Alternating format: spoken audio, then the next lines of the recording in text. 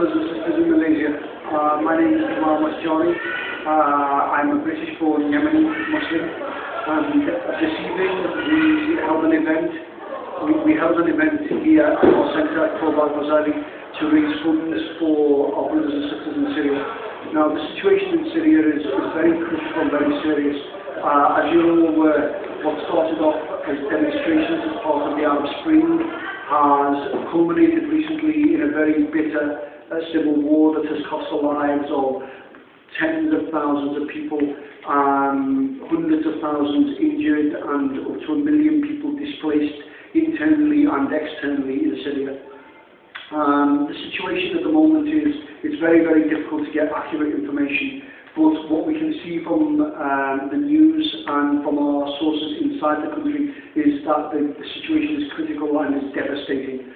A lot of people, as I say, have died, and what's happening is a lot of men are fighting, and they're dying in the war between the opposition and the government. What's happened is during the Arab Spring, like in many other countries, like in Yemen, in Egypt, in Tunisia, demonstrations started against an ongoing dictatorship whereby one person becomes president and then passes it down to his son and his son as if it was a family heirloom.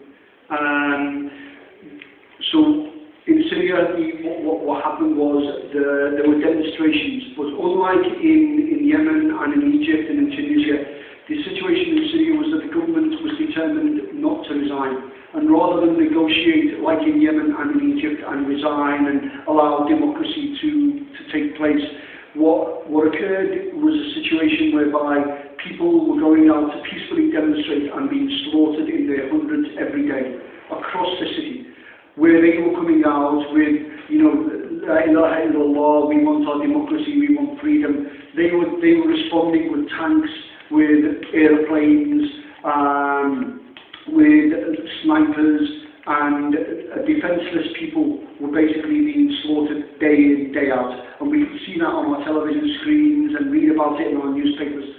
Now, that led, when you have no chance and you know the government is not going to negotiate with you, what happened was that the opposition, instead of being a peaceful opposition, responded and became violent in response to the government's actions. This obviously led to a lot of death on both sides. And what's happening now is that there are 700,000 Syrians on the border of the country between Turkey, Lebanon and Jordan, and they need help. They really, really do need help. They're fighting a monstrous regime, a really horrible, horrible regime that does not care about anything except its own power.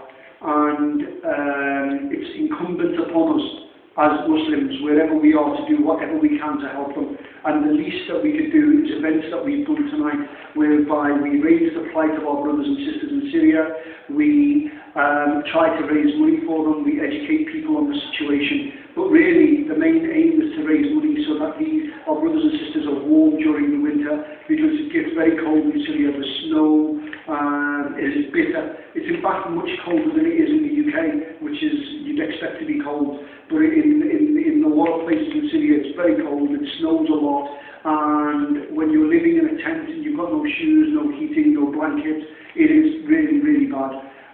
So we hope our brothers and sisters in Malaysia will likewise, like we're doing here, respond and do events and educate people and